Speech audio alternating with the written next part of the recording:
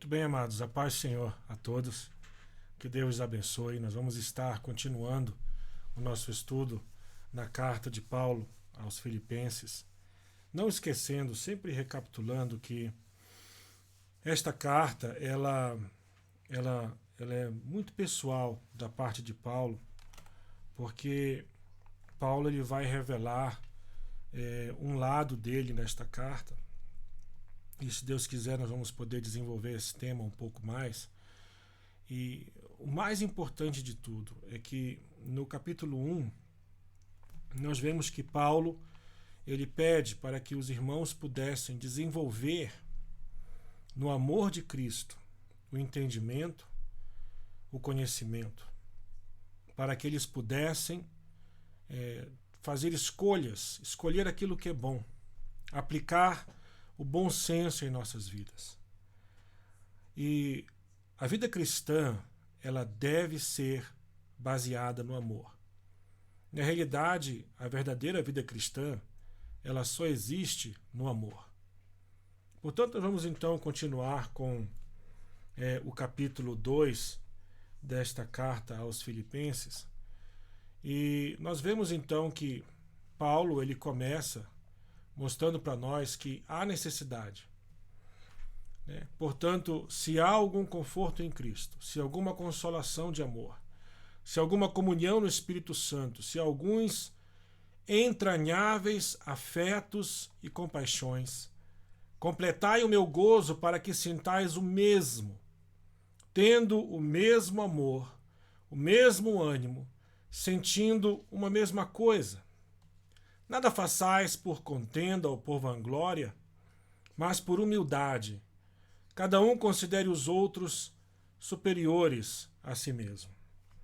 Nós temos como tema nessa noite a humildade de Cristo. Nós vemos no capítulo 3 de João, quando Cristo ele começa a lavar os pés dos discípulos, e no fim daquela cerimônia ele diz que ele fez isso para que ele pudesse mostrar para os discípulos que eles também teriam que servir os outros. Nós, como cristãos, como os discípulos de Cristo, nós temos que servir, nós temos que guiar, que ajudar, que instruir, e isso requer um sentimento serviçal dentro de nós. Nós devemos ter essa consciência, não por vanglória. Nós temos visto ultimamente muitos astros, muitas estrelas, muitas pessoas que elas se tornam o centro da atenção das pessoas. E nós temos visto tragicamente quando uma pessoa dessa cai longe da graça de Deus, nós vemos um grande movimento de decepção que acontece no meio do povo. Nós devemos sempre nos submeter a Cristo e sermos humildes, estarmos sempre a servir. E o que Paulo fala aqui é uma realidade, irmãos. Se há algum afeto, se há, portanto, amor dentro de nós, se isso é uma coisa sincera, se há uma comunhão e afetos e compaixões, então, vamos sentir o mesmo. Vamos demonstrar o mesmo ânimo, sentindo a mesma coisa. Sabe, é muito triste quando nós vemos as pessoas entrarem na casa do Senhor e parece que elas estão entrando num teatro. Elas vão ali sentar para assistir um show de música ou até mesmo uma peça clássica. Elas vão ali para receber um entretenimento. Vão ser divertidas com o show daquela noite. Na verdade, nós quando entramos na presença de Deus, nós temos que entrar unânimes. Temos que entrar com o mesmo ânimo, sentindo a mesma coisa, louvando juntos. Nada façais por contenda ou por vanglória, mas por humildade. Cada um considere os outros superiores a si mesmo.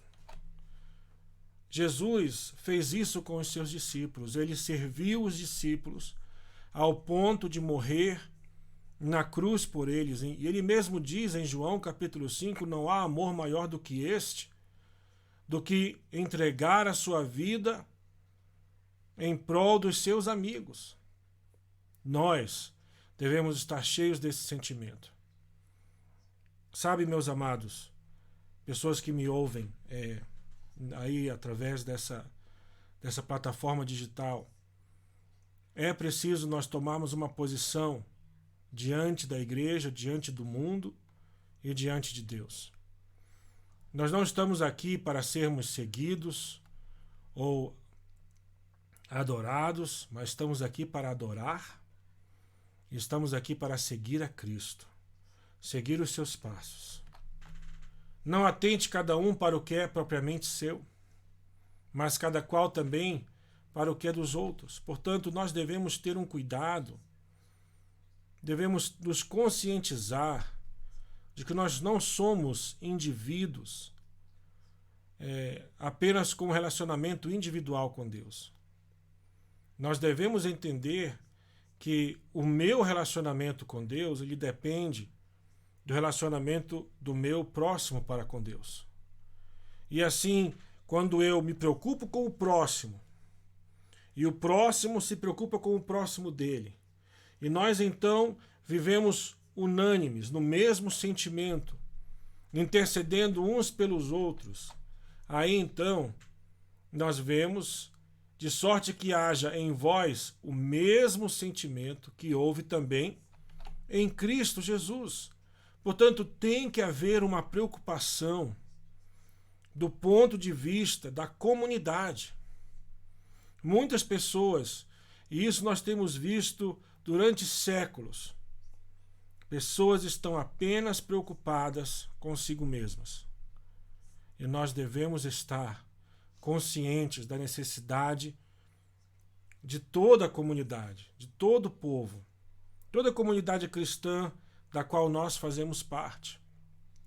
Não é o pastor, somente o pastor que vai trabalhar. Não é somente o presbítero, ou somente os diáconos. Toda a igreja, toda a assembleia, todo esse ajuntamento de santos que se congregam em prol do mesmo sentimento.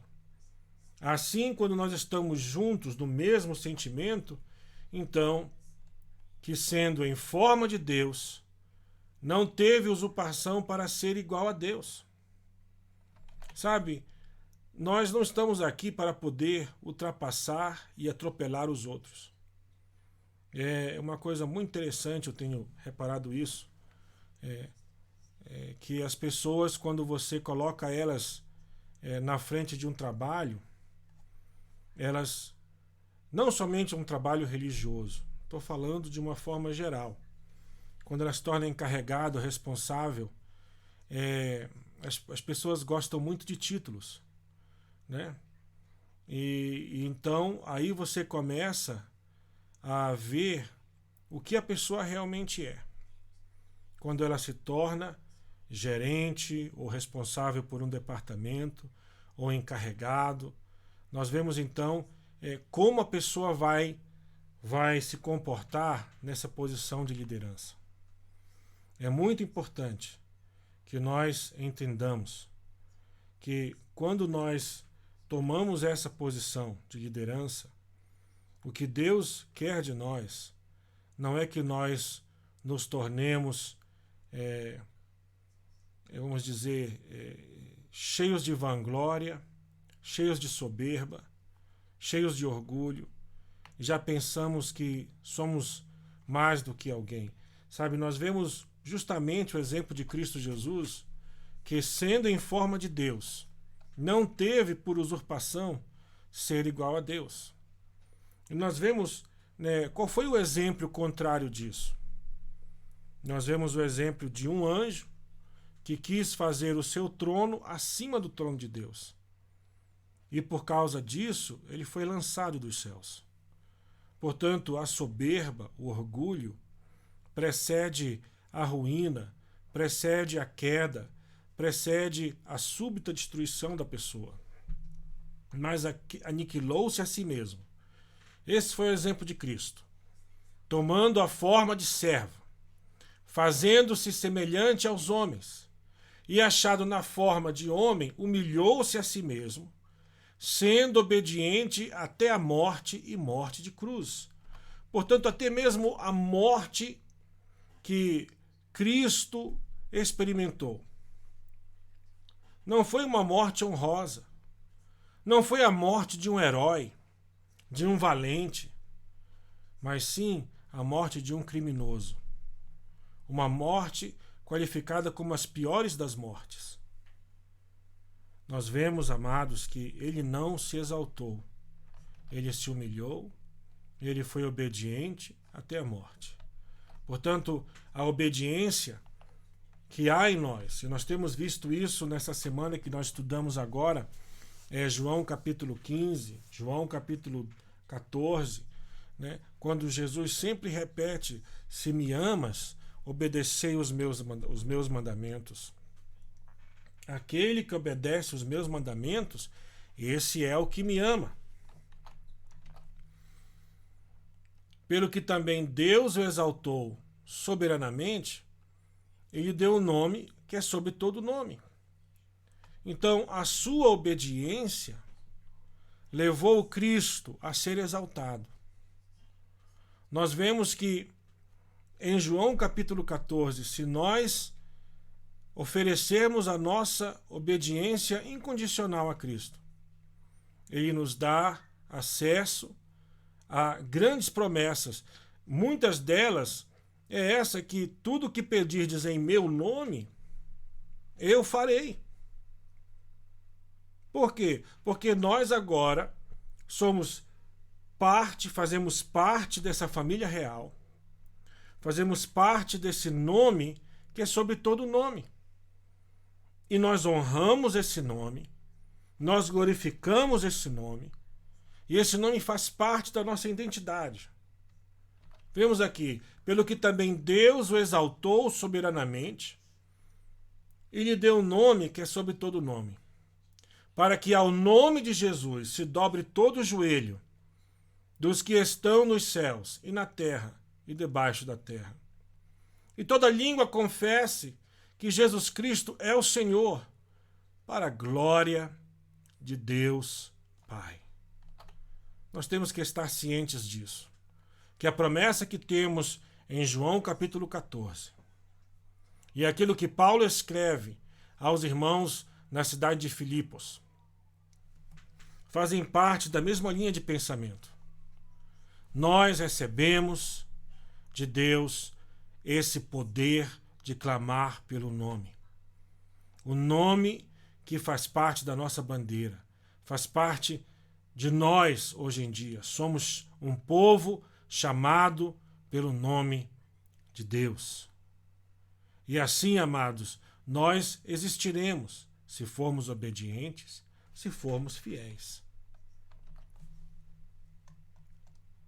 De sorte que, meus amados, assim como sempre obedecestes, não só na minha presença, mas muito mais agora na minha ausência, assim também operai a vossa salvação com temor e tremor.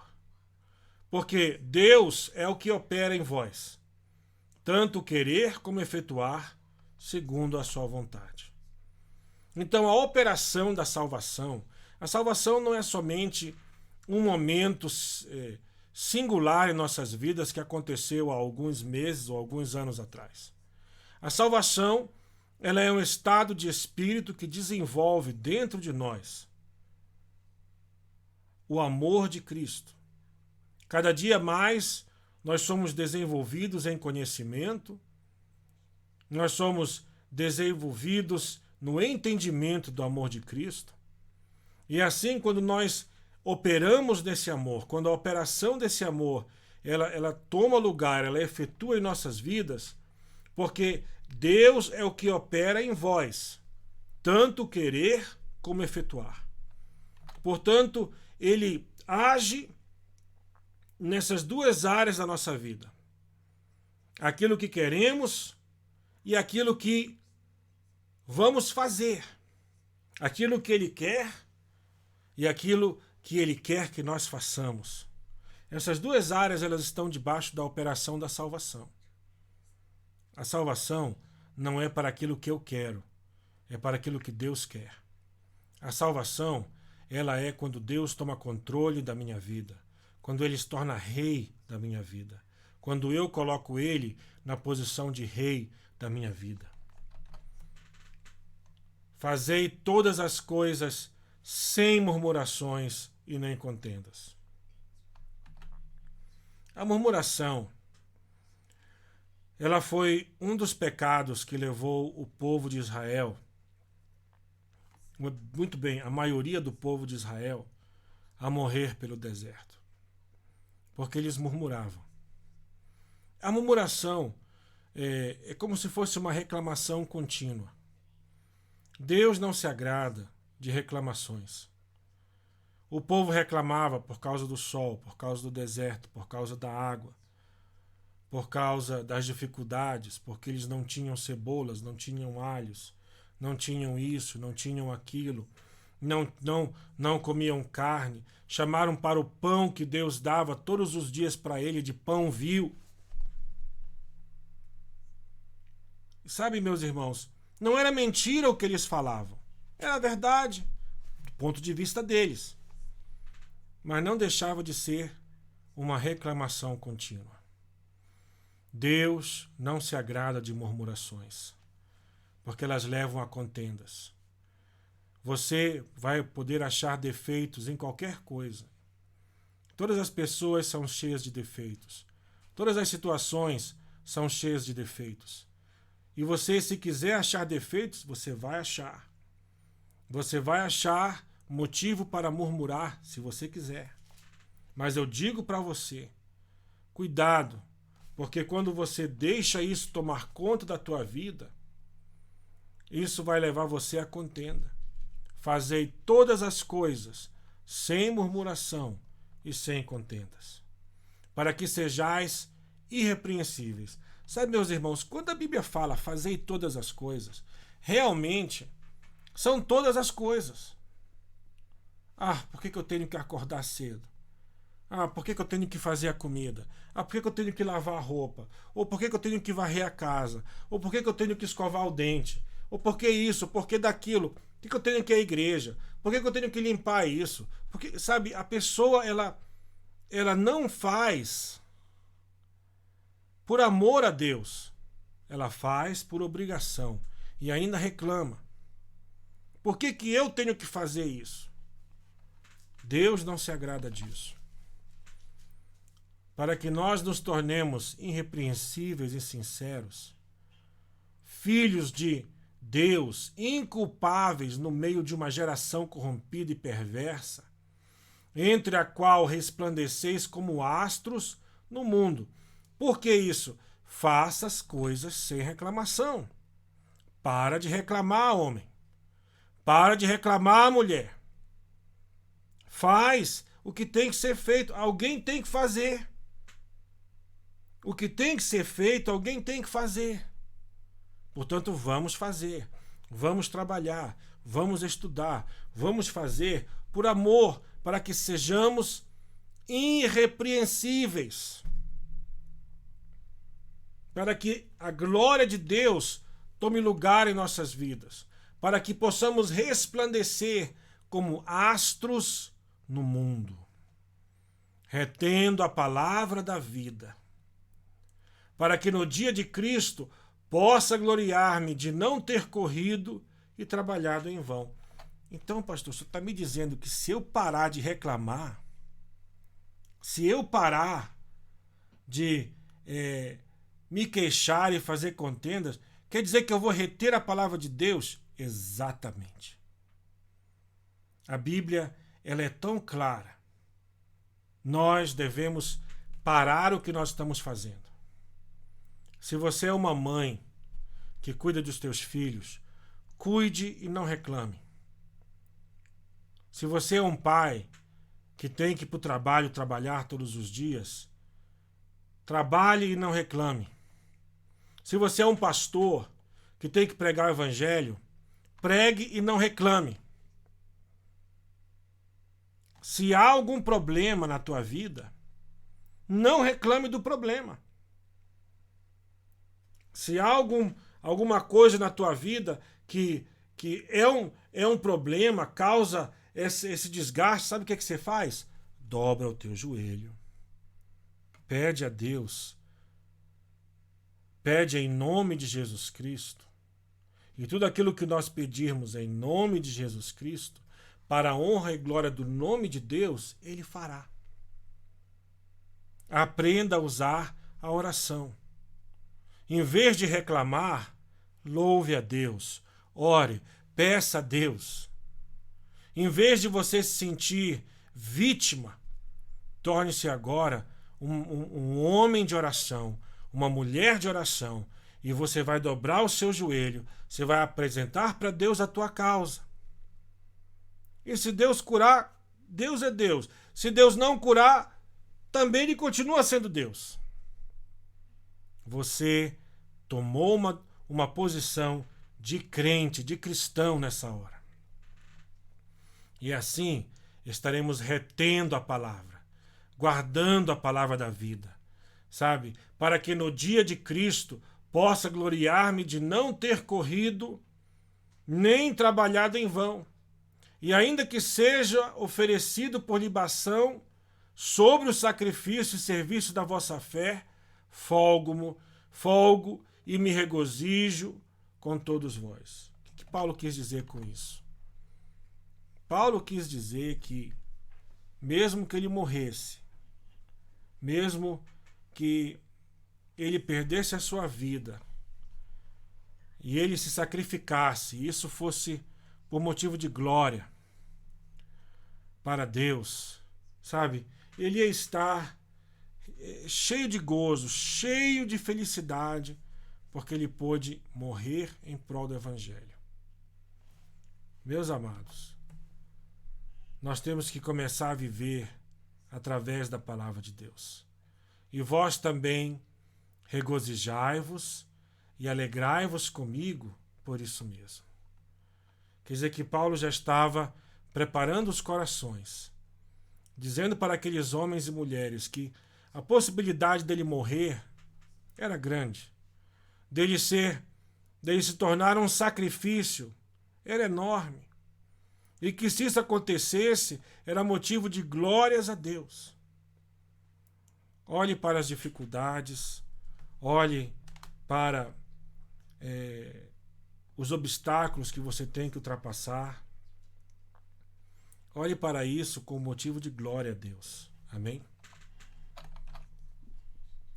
Espero no Senhor Jesus que em breve vos mandarei Timóteo, para que também eu esteja de bom ânimo, sabendo dos vossos negócios. Porque a ninguém tenho igual sentimento que sinceramente cuide do vosso estado. Porque todos buscam o que é seu, e não o que é de Cristo Jesus. Mas bem sabeis qual a sua experiência, e que serviu comigo no Evangelho como filho ao Pai. De sorte que espero enviá-lo a vós logo que tenha provido a meus negócios, mas confio no Senhor que também eu mesmo em breve irei ter convosco. Julguei contudo necessário mandar-vos Epafrodito, meu irmão, e cooperador e companheiro nos combates, e vosso enviado para prover as minhas necessidades. Porquanto tinha muitas saudades de vós, todos, e estava muito angustiado de que tivesses ouvido que ele estivera doente. E de fato esteve doente, quase à morte, mas Deus se apiedou dele, e não somente dele, mas também de mim, para que eu não tivesse tristeza sobre tristeza. Por isso vô-lo enviei mais depressa, para que, vendo outra vez, vos regozijeis e eu tenha menos tristeza. Recebei-o, pois, no Senhor, com todo gozo, e tende-o em honra, porque pela obra de Cristo chegou até bem próximo da morte, não fazendo caso da vida, para suprir para comigo a falta do vosso serviço. Nós vemos aqui Paulo falando desses dois homens da fé. Um discípulo de Paulo, que era Timóteo, um jovem pastor, que Paulo possivelmente estaria enviando ele para poder atender às necessidades do povo. E em segundo plano vemos então Epafrodito, que foi um servo, uma pessoa que colocou a sua vida em risco para poder servir Paulo ali naquele lugar. Nós vemos, irmãos, que a preocupação de um homem de Deus sempre é em deixar alguém que possa continuar a obra. Nós, como pastores, como ensinadores, nós temos que sempre criar discípulos, criar pessoas que vão poder ensinar a palavra, abrir a Bíblia, que vão poder servir o povo nas suas necessidades, não somente nas necessidades da palavra, mas também no serviço ao povo. Nós temos que criar, irmãos, sempre um ambiente com pessoas, com discípulos preparados para que nós possamos dar continuidade ao trabalho de Cristo na terra. Jesus Cristo era o consolador daquele povo, quando ele estava junto com os seus discípulos. É por isso que ele fala em João capítulo 14 que ele iria ao Pai, mas ele mandaria um consolador, para que eles não estivessem órfãos, para que eles tivessem alguém, sendo esse o Espírito Santo. Nós também, como igreja, devemos olhar sempre e criar um ambiente bom para o ensino da palavra, para pessoas que possam cuidar. Nós temos, irmãos, em Moçambique, várias crianças que são atendidas pelo Ministério de Nutrição, de Alimentação. E nós também temos professores que são instruídos em ensinar a criança a palavra de Deus. Sabe, isso requer de nós um esforço. Isso requer de nós um investimento. Sabe, a igreja tem que se conscientizar que a igreja ela deve evangelizar tanto na área social quanto na área espiritual. Nós temos que nos preparar, irmãos, para atender às necessidades do povo. Porque desde o começo, assim foi a igreja. A igreja sempre se preocupou em cuidar, em ensinar e em servir. Essa foi a humildade de Cristo. Assim Cristo serviu. Assim Cristo se tornou um sacrifício em prol de todos. E nós, na mesma maneira, na mesma fé, nós devemos também nos conscientizar disso e fazermos parte desse ministério de Cristo, reconciliando as pessoas com Deus e alcançando as pessoas nas suas necessidades. Que Deus vos abençoe, que Deus vos guarde, que Deus possa iluminar os vossos caminhos, que Deus possa proteger vocês dessa pandemia, desse vírus que tem atacado a humanidade. Cuide-se, peça a Deus para que Deus possa te dar proteção. Não se esqueça, tudo que pedirmos a Deus, em nome de Jesus, Ele fará. Ele nos deu autoridade sobre cobras, sobre escorpiões, sobre essa situação, sobre enfermidades.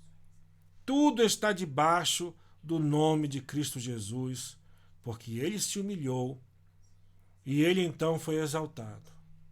O segredo da vida cristã é nós nos humilharmos e servirmos a Deus em humildade e alcançarmos as necessidades dos santos.